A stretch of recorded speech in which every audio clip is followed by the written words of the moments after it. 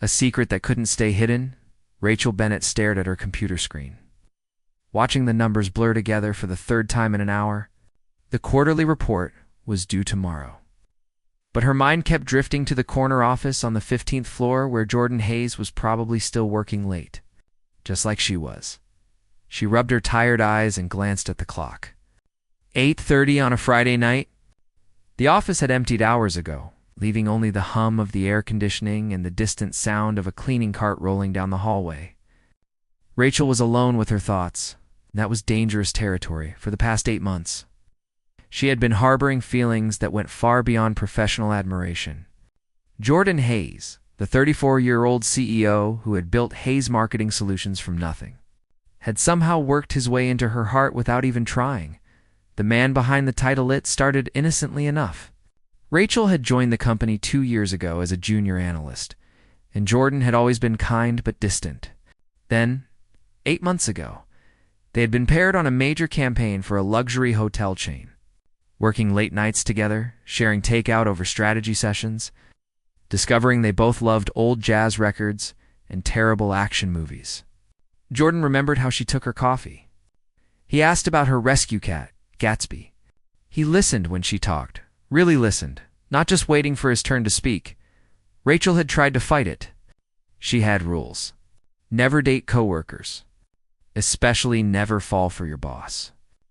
But feelings don't follow rules, and somewhere between his thoughtful questions and the way his eyes crinkled when he smiled, she had fallen completely. Friday night spiral, her phone buzzed with a text from Nina Rodriguez. Her best friend since college? Wine at my place. You need to get out of that office before you grow roots. 30 minutes, or I'm coming to drag you out myself. Rachel smiled despite herself. Nina always knew when she needed rescuing from her own thoughts. She saved her work, shut down her computer, and headed out. 40 minutes later, she was curled up on Nina's oversized couch, a generous glass of red wine in her hand. Nina's apartment was the opposite of Rachel's neat, minimalist space. It was full of color, plants, mismatched furniture, and the kind of warmth that only came from someone who truly loved their home. The truth comes out okay, Spill, Nina said, tucking her legs under her. You've had that look for weeks. The one where you're carrying something heavy and pretending you're not? Rachel took a long sip of wine. It's nothing. Rachel Marie Bennett, I have known you for 9 years. I know when it's nothing, and this is definitely not nothing. The wine was already warming her chest, loosening the tight grip she usually kept on her emotions. It's Jordan. Nina's eyebrows shot up. Your boss, Jordan? The stupidly handsome CEO, Jordan. I didn't say he was stupidly handsome. You didn't have to. Everyone with eyes knows he's stupidly handsome.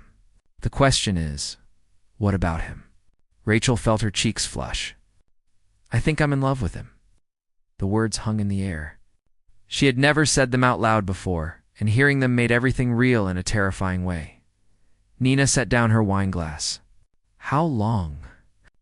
8 months. Maybe longer. I don't know exactly when it happened.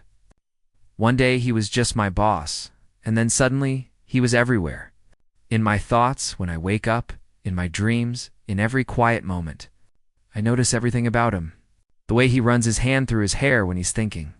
How he always holds the elevator for people, even when he's rushing. The small scar above his left eyebrow that he got playing hockey in college. Does he know? God, no. And he can't. It would ruin everything. I'd have to quit. Move to another city. Maybe change my identity. Nina laughed, refilling both their glasses. You're being dramatic, being realistic. You don't tell your boss you're in love with them. That's not how the world works. Liquid courage, they moved on to other topics. Nina's disaster of a recent date, their college friend who was getting married, the new coffee shop that had opened downtown. But Rachel couldn't shake the weight in her chest. The wine kept flowing, and with each glass, the weight felt a little lighter, and the world felt a little braver. You know what your problem is? Nina said, now on her 3rd glass and becoming philosophical. You're too careful. Too worried about what could go wrong instead of what could go right. That's called being responsible. That's called being scared. What if he feels the same way? Rachel nearly choked on her wine. He doesn't. How do you know? Have you seen the way he looks at you? He looks at everyone that way. He's a good boss. No, Nina insisted, leaning forward. I've seen him at company events. He doesn't look at everyone like that. When you're talking, he focuses on you like you're the only person in the room. Last Christmas party, I watched him turn down 3 different people trying to talk to him because he was listening to your story about your nephew. Rachel's heart was pounding. You're reading into things. And you're in denial. Look, I'm not saying march into his office on Monday and declare your love, but maybe stop being so convinced it's impossible. You're amazing, Rachel. Smart, funny, beautiful. Any man would be lucky to have you see him the way you see Jordan. The message that changed everything, the wine had made Rachel's head fuzzy and her heart bold. After her 4th glass, she pulled out her phone and scrolled to Jordan's name in her contacts. His last message was from 3 days ago about a client meeting. What are you doing? Nina asked. I just want to hear his voice. Just for a second. She pressed call before Nina could stop her. The phone rang once, twice, 3 times. Then his voicemail picked up. You've reached Jordan Hayes. I can't take your call right now. But leave a message and I'll get back to you as soon as possible. The beep sounded. And suddenly, Rachel was talking. Confession unleashed. Hi, Jordan. It's Rachel. Rachel Bennett, obviously. You know who I am? We work together. That was stupid to say, she heard Nina whisper yell hang up. But the words were already flowing. I'm at Nina's house, and I've had some wine. Maybe too much wine. Definitely too much wine. But I need to tell you something I've been holding in for so long that it's making me crazy. Her voice cracked slightly. I think about you constantly. Not just about work, but about you. The way you smile when you read something funny. How you always remember my coffee order, even though you're running a whole company. The way you pushed your hair back during that presentation last week, and I forgot what I was supposed to be analyzing because I was too busy analyzing you. She laughed, a slightly manic sound. I know this is completely inappropriate. I know I'm probably ruining everything right now. But I'm tired of pretending. I'm tired of acting like you're just my boss when you're so much more than that to me. I love how kind you are to everyone, even the intern who spilled coffee on your shoes. I love how passionate you get about projects, how you fight for what's right, even when it's hard. I love your terrible jokes at meetings that only I seem to laugh at. I love the way you look at the world like it's full of possibilities. Her voice dropped to almost a whisper. I love you, Jordan. I'm in love with you. And I know this message is going to make Monday impossibly awkward. And I'll probably have to find a new job and maybe leave the state. But you deserved to know. Even if you don't feel the same way, even if this ruins everything. You deserve to know that someone sees you. Really sees you. Not just the CEO, but the person who stays late to help junior staff with their reports. The person who brings homemade cookies to celebrate small wins. The person who makes me want to be braver. I'm sorry if this makes things weird. I'm sorry if I'm crossing a line. But I'm not sorry I feel this way. Loving you has been the best and hardest thing I've done in a long time. There was a long pause. Okay, I'm going to hang up now before I say anything else mortifying. Goodbye, Jordan. She ended the call and stared at her phone like it had betrayed her. The immediate aftermath, oh my God, she whispered. Oh my God, Nina echoed. What did I just do? You just left your boss a voicemail confessing your love while drunk. Rachel felt the color drain from her face. The wine fog cleared instantly, replaced by sharp, cold panic. I need to delete it. Can I delete it? How do I delete a voicemail I already left? She frantically Googled how to unsend voicemail while Nina watched with a mixture of concern and fascination. It says here you can't, Rachel read, her voice rising. Once it's left, it's permanent. It's out there forever. Oh God, Nina. What have I done? Spiral into panic, she stood up, pacing Nina's small living room. I'll call him back. I'll leave another message saying the first one was a joke, or that my phone was hacked, or that I was practicing lines for a play. Rachel, sit down. I can't sit down. I just ended my career. I told my boss I'm in love with him. On a voicemail. A permanent, recorded, can't take it back voicemail. Nina grabbed her shoulders. Breathe. Just breathe for a second.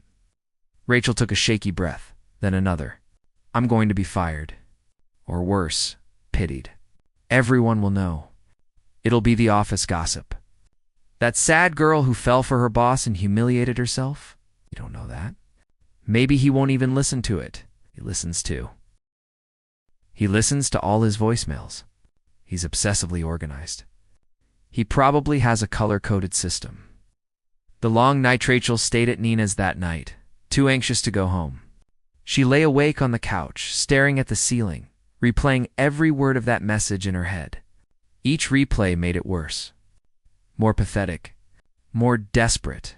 At 3 a.m, she checked her phone for the 100th time. No calls, no texts, nothing from Jordan. That was somehow worse than a response. Maybe he's asleep and hasn't checked his messages, she told herself. Maybe his phone died. Maybe he lost it. But she knew Jordan. He checked his messages before bed. He was probably lying in his own bed right now, processing what she had said, trying to figure out how to let her down gently. Saturday morning arrived too soon and brought no relief. Rachel went home to shower and change, but every action felt mechanical. She fed Gatsby, who sensed something was wrong and kept rubbing against her legs. She tried to eat breakfast, but couldn't manage more than a few bites of toast. Her phone remained silent. The waiting was torture. She pulled up her text conversation with Jordan and stared at it. Should she message him? Apologize? Pretend nothing happened? But how could she pretend when everything had changed? Nina called at noon. How are you holding up? I've written and deleted 17 different text messages to him. I've looked at job postings in other cities. I've considered moving to Canada and becoming a park ranger. How, Rachel? You're spiraling. I'm being realistic. I crossed every professional boundary. I made him uncomfortable. I put him in an impossible position. Preparation for Sunday was worse. The weekend was ending, and Monday loomed like a storm cloud. Rachel tried to distract herself with cleaning, reorganizing her closet, watching mindless television. Nothing worked. She stood in front of her closet Sunday evening, trying to choose an outfit for work. Should she dress professionally, like nothing was wrong? Or pack up her desk supplies in advance? She settled on her most conservative blazer and pants. Armor for the battle ahead. In the mirror, she looked pale and tired. Her eyes had dark circles that concealer couldn't quite hide. It's going to be okay, she told her reflection. The reflection didn't look convinced. Monday morning. Rachel arrived at the office 30 minutes early, hoping to avoid as many people as possible. She kept her head down, walking to her desk, hyper-aware of every glance. Every whisper, Trevor Walsh from accounting stopped by her desk. They had worked together on a few projects, and he had asked her to coffee twice, which she had politely declined. Hey, Rachel. Good weekend. Fine, thanks. She kept her eyes on her computer screen. There's a company thing tonight. Celebration for closing the Riverside Hotel deal. You going? Her stomach dropped. She had completely forgotten about the company party. It was mandatory, or at least strongly encouraged. I don't think so. I have a lot of work. Come on, it'll be fun. Plus, the food's always good at these things. Trevor was nice, but Rachel couldn't handle small talk right now. Maybe. We'll see. He lingered for another moment before walking away. The waiting game the morning crawled by with excruciating slowness. Rachel buried herself in work, but she couldn't focus. She kept checking her email, her phone, waiting for the inevitable summons to Jordan's office. But it never came. Lunch hour passed. Then afternoon meetings. Still nothing from Jordan. She hadn't seen him in the office at all. His assistant mentioned he was working from home today, which was unusual. Was he avoiding her? Had he already talked to HR? Was he figuring out how to fire her gently? Evening approaches at 5 o'clock. People started heading up to the rooftop terrace where the party was being held. Rachel had decided to skip it, but Nina texted her, "You have to go. Hiding will make it worse. Hold your head high." You did nothing wrong, but Rachel had done something wrong. She had violated professional boundaries. She had made everything complicated. Still, Nina had a point. Not showing up would raise questions. It would make her look weak, ashamed. Even if she felt both those things, she couldn't let everyone see it. At 5:30, Rachel steeled herself and headed for the elevator. The party, the rooftop. Terrace was transformed with string lights and lanterns. A jazz band played in the corner. Tables were laden with food and drinks. Her co-workers mingled, laughing, relaxed. Rachel felt like she was walking through water. Everything seemed slightly unreal. She grabbed a glass of wine from the bar, then immediately set it down. Wine was what got her into this mess. She switched to water. Amanda Price, Jordan's business partner, waved her over. "I was hoping you'd come. Congratulations on the Riverside analysis.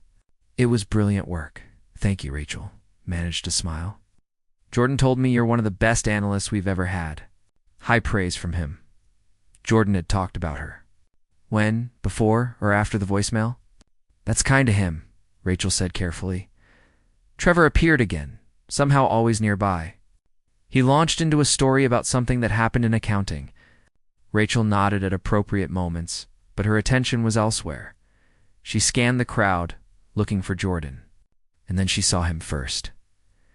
First sight, he stood near the edge of the terrace, talking to a group of clients. He wore a dark blue suit that made his eyes stand out even from a distance. He was smiling, relaxed.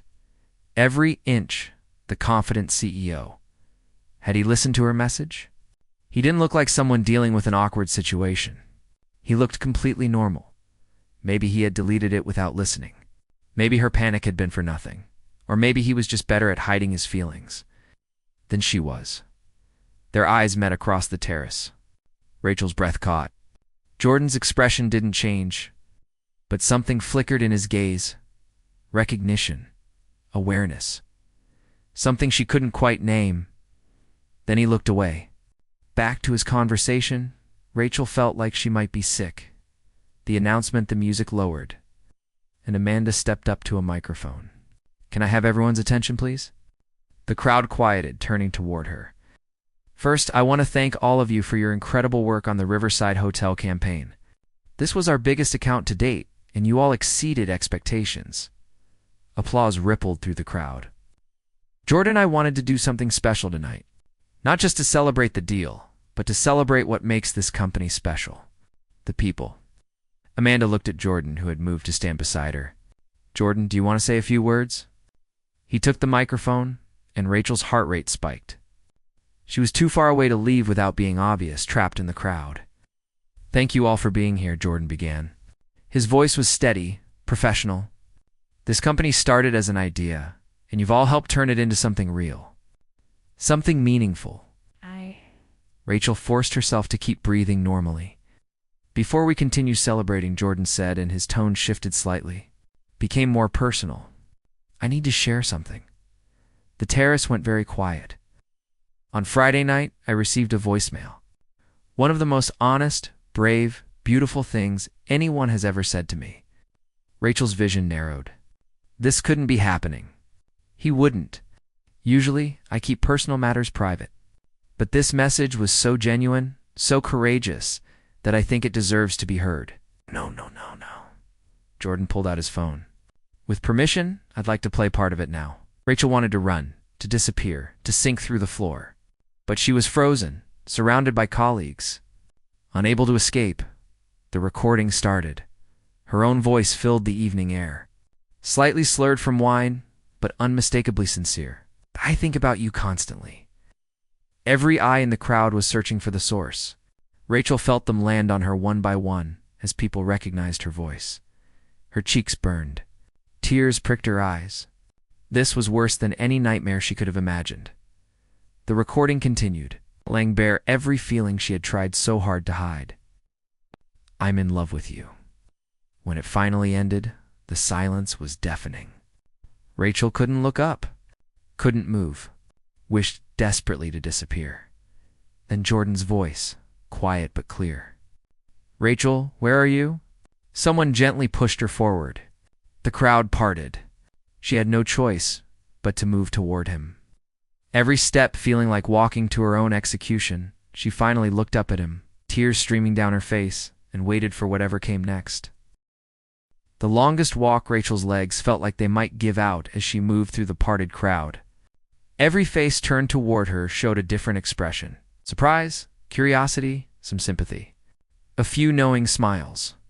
But all she could see was Jordan, standing at the front with the microphone. His gray eyes locked on hers. The distance between them couldn't have been more than 30 feet, but it felt like miles. Her heart hammered so hard she could hear it in her ears, drowning out the jazz music that had started playing softly again. Trevor stepped back to let her pass, his face showing shock and something else. Disappointment, maybe. Amanda Price had a small smile playing at her lips, which confused Rachel even more. When she finally reached the front, standing just a few feet from Jordan, she couldn't hold back the tears anymore. They spilled down her cheeks, hot and humiliating. She wanted to say something, to explain or apologize, but her throat was too tight. His truth, Jordan handed the microphone back to Amanda and stepped closer to Rachel. Close enough that she could see the flecks of blue in his gray eyes. Close enough to hear him when he spoke, his voice low and meant just for her, though the microphone Amanda still held picked it up anyway. "That was the bravest thing anyone has ever done," he said softly. "Putting your heart out there like that, knowing it could cost you everything." Rachel shook her head, trying to find words. "I'm sorry. I shouldn't have. I was drunk and stupid, and I've ruined everything, ruined." Jordan's eyebrows drew together. "Rachel, you didn't ruin anything. You just said everything I've been too scared to say for the past year." The world tilted. "What?" The word came out as barely a whisper. Jordan reached up slowly, giving her time to pull away if she wanted. When she didn't move, his hand cupped her cheek, his thumb gently wiping away a tear. "I've been in love with you since the night we stayed until 2 in the morning working on the Riverside pitch, and you fell asleep at the conference table. You had this little wrinkle between your eyebrows even in sleep, like you were solving problems in your dreams. I wanted to kiss it so badly. Instead, I just put my jacket over you and worked quietly so you could rest." Rachel's breath caught. She remembered that night. She had woken up covered by his jacket, smelling like his cologne. She had kept it on for the rest of the night, wrapped in the warmth of him. The confession continues. Jordan kept talking, his voice growing stronger as Amanda discreetly positioned the microphone to catch his words for the whole terrace. "I know every detail about you because I can't help but notice. The way you bite your lower lip when you're concentrating, how you always tuck your hair behind your left ear when you're nervous. The fact that you bring lunch from home every Tuesday because that's leftover night from your Sunday meal prep. That you have a cat named Gatsby because you love Fitzgerald, even though you think the ending is too sad. I memorized your coffee order because getting it right felt like a small way to take care of you. I volunteer to work late on your projects because those are the only times I get you all to myself. I turn down invitations from other people when you're talking because nothing anyone else could say is more interesting than hearing you explain market trends or tell stories about your nephew." Rachel was crying harder now, but these tears were different, lighter, filled with something that felt dangerously like hope. "You think you were crossing professional lines?" Jordan continued. "Rachel, I've been walking that line for months. Every time I assign you a project, I have to stop myself from keeping you in my office too long. Every company party, I watch you from across the room and remind myself I can't monopolize your time. When Trevor from accounting asked you to coffee, I had to physically stop myself from pulling rank and assigning you work at that exact time." Rachel found herself smiling through tears. Public declaration. Jordan took both her hands in his. "I didn't play that voicemail to embarrass you. I played it because you deserve to know you're not alone in this. That the feelings aren't one-sided. That your courage gave me the permission I needed to be honest too." He turned slightly to address the crowd while still holding Rachel's hands. "I know this is unconventional. I know there are rules about workplace relationships, especially between supervisors and their reports, but I'm tired of pretending. I'm tired of professional distance when all I want is to be close to her. Rachel Bennett is the smartest person in this company. She's creative and dedicated and sees solutions the rest of us miss. She lights up every room she enters, even when she doesn't realize it. And yes, I'm completely, hopelessly in love with her." The terrace erupted in applause and cheers. Rachel heard Nina's voice above everyone else, whooping loudly. "So," Jordan said, looking back at Rachel, speaking quietly again, just for her, "I'm asking you here in front of everyone, so there's no confusion and no secrets. Rachel Bennett, would you give me the honor of taking you to dinner? A real date, not a working dinner. Just you and me, and no quarterly reports?" Her answer, Rachel laughed, a sound somewhere between a sob and pure joy. "You're asking me on a date after playing my drunk voicemail in front of the entire company? I'm establishing that I'm the one pursuing you," Jordan said with a slight grin.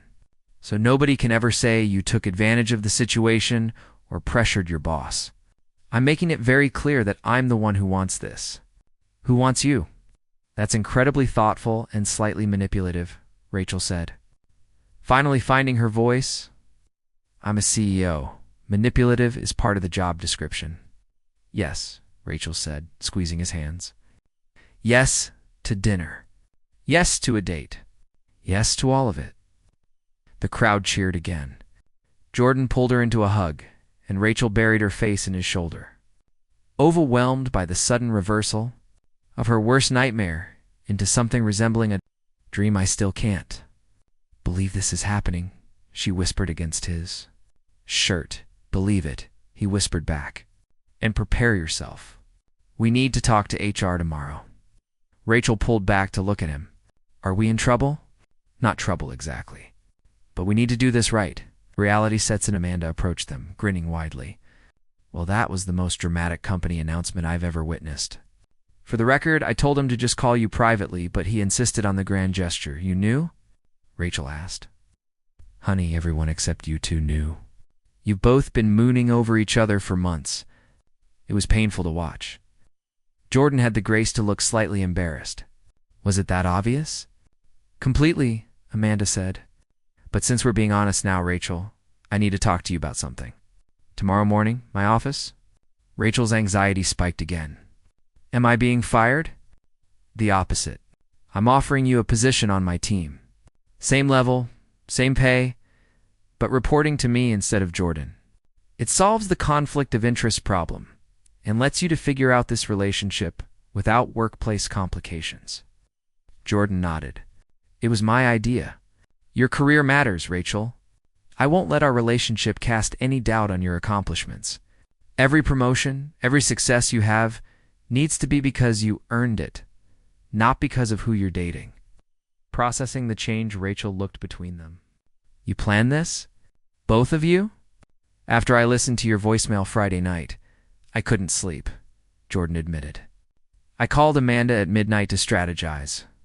We've been working out the details all weekend." "That's why you weren't in the office today," Rachel realized. "I was meeting with HR, making sure we followed every protocol, making sure you were protected." Rachel felt tears threatening again. "You did all that before even talking to me? What if I had said no to the date?" "Then I would have looked like an idiot, and Amanda would have won $20, Jordan said. "We had a bet. You bet on me." Amanda laughed. "I bet on love. Jordan bet on his own ability to completely overwhelm you with romantic gestures. We both won." The party continues. The party gradually returned to normal, though Rachel noticed people kept glancing their way and smiling. Nina practically tackled her with a hug when the official speeches ended. "Oh my God, that was the most romantic thing I've ever seen," Nina gushed. "I'm taking full credit since I'm the one who got you drunk." "You also told me to hang up before I left the message," Rachel pointed out. Minor detail. "The important thing is, you didn't listen to me." "How are you feeling?" "Terrified, excited, confused, like I might throw up or float away. All of it at once." Jordan had been pulled into conversation with some clients, but his eyes kept finding Rachel across the terrace. Every time their gazes met, he smiled. A real smile, not his professional CEO smile. The kind that made her knees weak. Trevor approached cautiously. "Hey, Rachel." "That was something," yeah, she said, unsure what else to add. "I just wanted to say I'm happy for you, really. Jordan's a good guy. And you deserve someone who looks at you like that." "Like what?" "Like you hung the moon," Trevor said simply. I was hoping maybe we could grab coffee sometime, but I can see now you were never really available. Not in the way that matters. Rachel felt a rush of affection for him. Thank you for understanding. You're a really good person, Trevor, just not your person. I get it. He smiled, squeezed her shoulder, and walked away. First moments alone, the party wound down around 8. People filtered out in groups, many offering Rachel congratulations or knowing smiles on their way past. She felt like she was floating through the evening, nothing quite real yet. Jordan appeared at her elbow as the terrace emptied. Want to get out of here? Where? Somewhere we can actually talk without an audience? We probably have about 50 things to discuss. At least 50, Rachel agreed. They took the elevator down together, standing carefully apart in case anyone joined them. But the car stayed empty, just the two of them, and the tension humming between them. See, I still can't quite believe you played that voicemail in front of everyone, Rachel said. Too much. Definitely too much. Also, maybe perfect? I'm still deciding. The elevator doors opened to the lobby. Jordan held out his hand. Walk with me. Rachel took it. His palm was warm, his grip secure. They walked out into the cool evening air. And Rachel felt something tight in her chest finally loosened. The walk they walked without a specific destination. Just moving through the downtown streets as office lights twinkled on around them. For several minutes, neither spoke. They just existed together in the space they had never been allowed before. I really thought my career was over, Rachel finally said. All weekend, I was convinced I would have to quit, maybe move cities. I'm sorry you went through that. If I had known you were panicking, I would have called immediately. Why didn't you? After you listened to the voicemail, why wait until tonight? Jordan considered this. Honestly, I was scared. Your message was so brave, so honest. I wanted my response to match that. A phone call felt too small. I wanted to show you publicly that I wasn't ashamed or uncomfortable, that I was proud someone like you could have feelings for someone like me. Someone like me? Jordan, you're amazing. You built an entire company. You're brilliant and kind, and everyone respects you. And I'm 7 years older than you. Your boss, in a position of power. Do you know how many nights I lay awake worried that my feelings were inappropriate? That I was reading too much into our friendship? Deeper truths, they found a bench in a small park and sat down. The city hummed around them, but their bubble felt separate from all of it. Tell me when it started for you, Rachel said. Really started? Jordan leaned back, looking up at the darkening sky. The Riverside Project. That night you fell asleep at the table wasn't the beginning, but that's when I admitted it to myself. We had been working together for hours, and you were so passionate about the campaign. You kept saying we could do better, push harder, make it mean something. Everyone else had gone home, but you stayed because you cared. When you fell asleep, you looked so peaceful despite the uncomfortable chair and fluorescent lights. I realized I wanted to see you sleep in better circumstances. In a comfortable bed, with morning light instead of office lighting, I wanted to wake up next to you and watch you solve problems in your dreams. Rachel's breath caught. That's beautiful and slightly creepy. Jordan laughed. I never said I was smooth. Just honest? Okay, I fell for you earlier, Rachel admitted. 4 months into working here, you stayed late to help me fix a report that I had completely messed up. It was my mistake, but you didn't make me feel stupid. You just rolled up your sleeves and helped me rebuild the whole thing. We ordered pizza and you told me about why you started the company, about wanting to build something that treated people well, where good work was recognized and supported. You were so passionate about creating something meaningful, not just profitable. That's when I knew you were special. That's when I started paying attention to all the small details. How you always say good morning to the cleaning staff. How you remember people's birthdays. The way you fight for your team in meetings. Addressing the complications we need to talk about the practical stuff, Jordan said after a moment. I meant what I said about doing this right. The transfer to Amanda's team? Yes, I've already talked to HR. As long as you accept the position, there's no conflict of interest. Same responsibilities, same pay scale, same opportunities for advancement. The only difference is you won't report directly to me anymore. What if people think I'm getting special treatment? Then they don't know you. Rachel, you're exceptional at your job. Amanda has been trying to poach you for months. She's thrilled about this. Really? Really? She said, and I quote, "About time you two stopped being idiots and just admitted you're crazy about each other." Rachel smiled. I like Amanda. She also said that if I do anything to hurt you, she'll remove vital organs. So I'm properly terrified. Planning forward, so what happens now? Rachel asked. We go on a date? Figure out if we actually work outside the office. I already know we work outside the office. We've basically been dating for months without the actual dating part. All those late nights, the meals together, the conversations about everything except work. The only thing we haven't done is acknowledge what it really was. What was it really? Jordan turned to face her fully, taking both her hands. It was me falling in love with you slowly, in pieces. Every conversation, every smile, every moment where you surprised me with how you see the world. It was you becoming the person I most wanted to talk to share things with. To make laugh, it was me realizing that success and building a company meant nothing if I couldn't share it with someone who understood, who challenged me, who made me want to be better. Rachel felt overwhelmed by the intensity in his eyes. That's a lot of pressure. I'm not asking you to be perfect or to have all the answers. I'm just asking you to give us a real chance. Date me. Let me take you to dinner and movies and all the normal things people do when they're exploring feelings. Let me call you my girlfriend without worrying about HR violations. Your girlfriend, Rachel tested the words. That sounds surreal. Good surreal or bad surreal? Definitely good. Terrifying, but good. The first real kiss. Jordan stood up, pulling Rachel with him. It's getting late. I should get you home. Ever the gentleman, Rachel teased. I'm trying to pace myself. If I had my way, we'd stay out here talking until sunrise. But you need rest, and we have work tomorrow. Our first day navigating this new reality, they walked back toward where Rachel had parked that morning. The streets were quieter now, most of the office workers having headed home. Their hands swung between them, connected. When they reached her car, Jordan turned to her. Thank you for being brave enough to leave that message.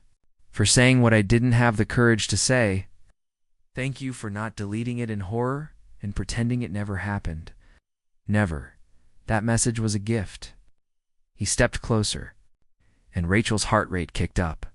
He was going to kiss her. Actually kiss her. Not in her imagination this time, but in reality. His hand came up to cup her face, thumb tracing her cheekbone. I've wanted to do this for so long. Then stop talking and do it, Rachel whispered. Jordan smiled and closed the distance between them. His lips met hers softly at first, questioning. Rachel answered by pressing closer, her hands finding his shoulders. The kiss deepened, a year of longing and restraint finally breaking free. When they finally pulled apart, both breathing hard, Jordan rested his forehead against hers. Worth the wait. Definitely worth the wait, Rachel agreed. Going home, they stood by her car for another few minutes, not quite ready to separate. Rachel felt like she was living in a bubble that might pop if she moved too fast. Tomorrow, Jordan said. Meet with Amanda first thing. Get the transfer finalized. Then lunch. Somewhere off campus, where we can just be ourselves. That sounds perfect. Text me when you get home. Are you worried about me driving 10 blocks? I just want an excuse to talk to you more tonight, Jordan admitted. Rachel laughed and kissed him again, quick and sweet. You can call me, you know. Now that we're doing this for real, don't tempt me. I'll keep you on the phone until morning. Finally, reluctantly, Rachel got in her car. Jordan stood on the sidewalk, hands in his pockets, watching as she pulled away. In her rearview mirror, she saw him smile. That night, Rachel drove home in a daze. The city lights blurred past, but all she could see was Jordan's face, hear his voice declaring his feelings in front of everyone. When she got to her apartment, Gatsby greeted her with his usual indifference that barely masked his affection. She fed him and collapsed on her couch, pulling out her phone. There was already a text from Jordan. Did you make it home safely?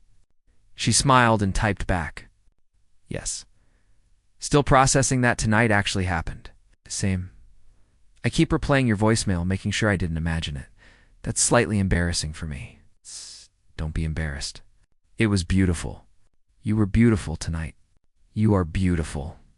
Rachel's cheeks hurt from smiling. She couldn't remember the last time she had felt this light, this happy. They texted back and forth for another hour. Silly things, deep things, everything in between. The conversation flowed as easily as it always had, but now without the weight of things unsaid. Finally, around midnight, Jordan sent, "I should let you sleep. Big day tomorrow. Good night, Jordan." "Good night, Rachel. Sweet dreams."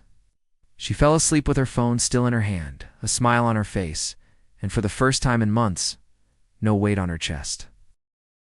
The next morning, Rachel woke up early, energized despite the late night. She took extra care getting ready, choosing a dress she had always loved, but never quite had the confidence to wear to work before.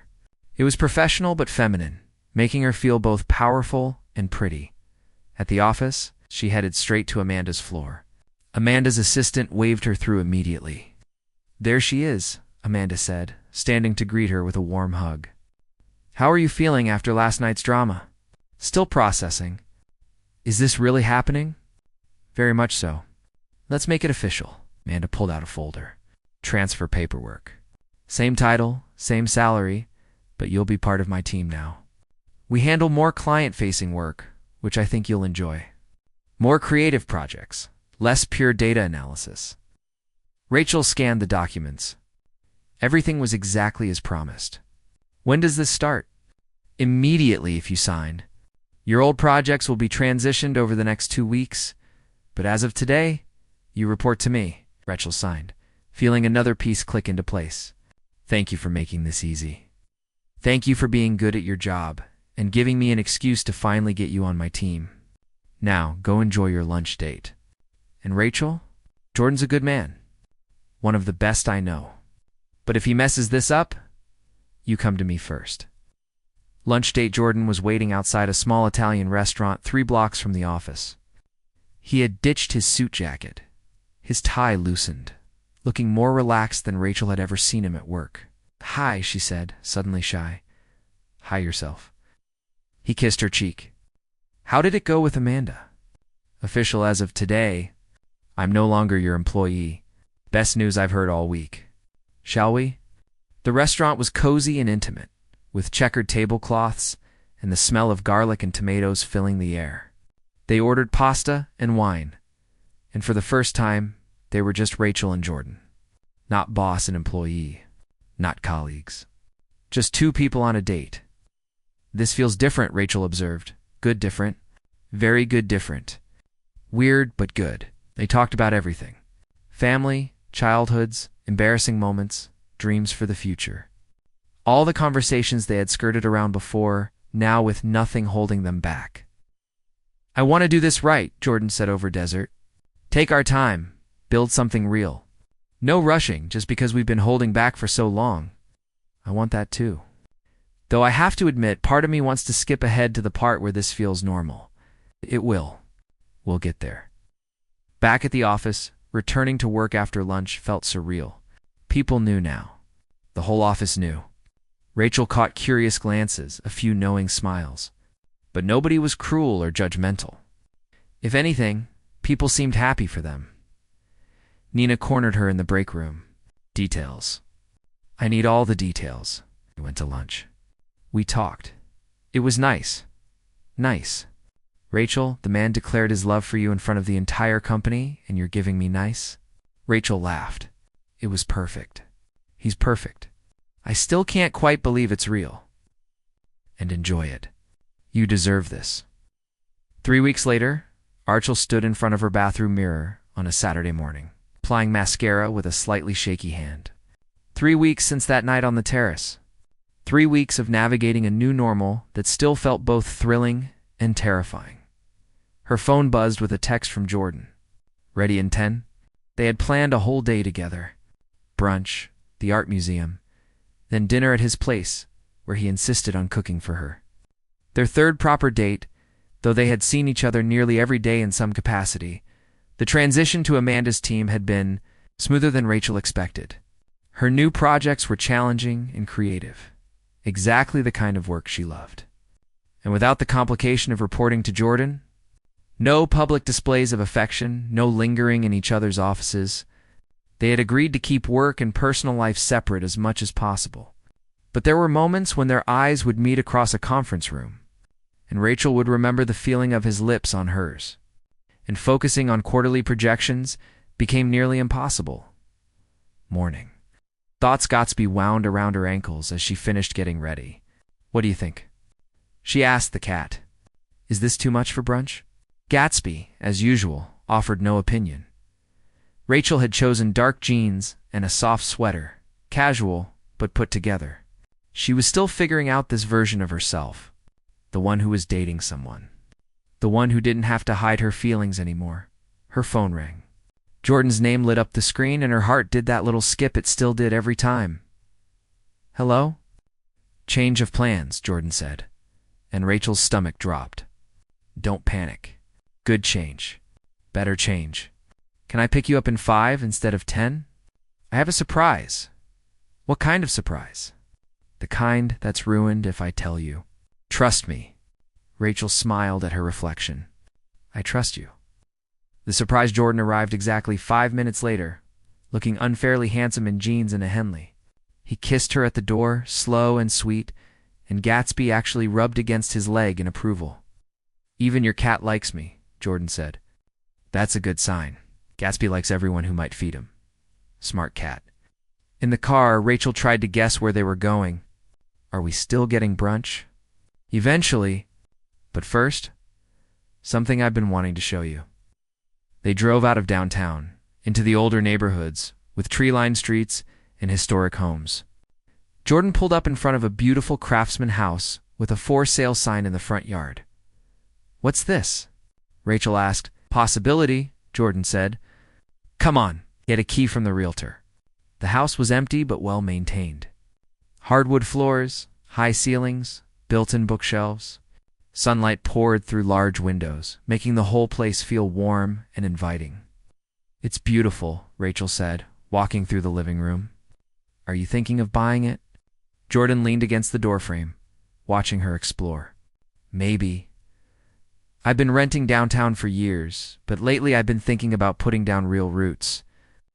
Having a home, not just a place to sleep between workdays." He paused. "I wanted to know what you thought of it." Rachel turned to face him. "Why does my opinion matter for your house?" "Because I'm hoping it might be our house. Eventually. Not now. We're too new for that. But someday, maybe. I wanted you to see it. Imagine if it could be something for us. Too fast or just right?" Rachel's breath caught. "Jordan, we've been officially together for 3 weeks. And I'm not asking you to move in or make any big decisions. I just wanted you to see it. To know that when I think about the future, you're in it. This house, kids someday, if you want them, building a life together. All of it." He crossed the room to her. "I know it's fast. But I also know how I feel. This isn't some impulsive thing. I've been in love with you for over a year. The only thing that's changed is that now I can tell you." Rachel felt tears prick her eyes. "You're talking about forever when we haven't even had a fight yet. Would you like to have one? I can probably do something annoying if it would make you feel better." She laughed through tears. "You're impossible. I'm honest." "Rachel, I'm not trying to pressure you or rush you. Date me for a year, 2 years, however long you need to be sure. I just wanted you to know that I'm already sure. This isn't casual for me. You're not someone I'm seeing where things go. You're the person I want things to go with." Her truth, Rachel walked to the window, looking out at the backyard. There was an old oak tree, perfect for a swing. Room for a garden. Space for the life Jordan was describing. "I'm scared," she admitted. "What if we ruin it? What if dating in reality isn't as good as what we built in our heads for the past year?" Jordan came up behind her, wrapping his arms around her waist. "Then we figure it out together. But Rachel, these past 3 weeks have been better than anything I imagined. Yes, there are complications. Yes, we're still learning each other. But none of that scares me because I know what I want. I want you." Rachel leaned back against him. "I want you to. It terrifies me how much good terrified or bad terrified. The kind where I'm standing in an empty house listening to you talk about forever. And instead of running away, I'm imagining which room would be the bedroom. She felt him smile against her hair. Second floor, master suite at the end of the hall. Big windows facing east for morning light. You've really thought about this? I think about everything when it comes to you. Moving forward, they spent another hour exploring the house, Jordan pointing out possibilities and Rachel slowly letting herself imagine them. A home office where they could work on weekends, a kitchen big enough to cook together, a life built brick by brick. I'm not buying it yet, Jordan said as they locked up. But I wanted you to see it, to know what I'm hoping we're building toward. Can I ask you something? Rachel said as they drove toward brunch. Anything. Do you ever worry this is too perfect? That we're going to wake up and realize we built this whole thing on a fantasy? Jordan reached over and took her hand. Every single day. And then I see you, really see you. Not the fantasy, but the real person. The one who gets stressed about presentations and talks to her cat like he understands. The one who has adorable bedhead in the morning and hates loading the dishwasher. And I fall in love with that person even more.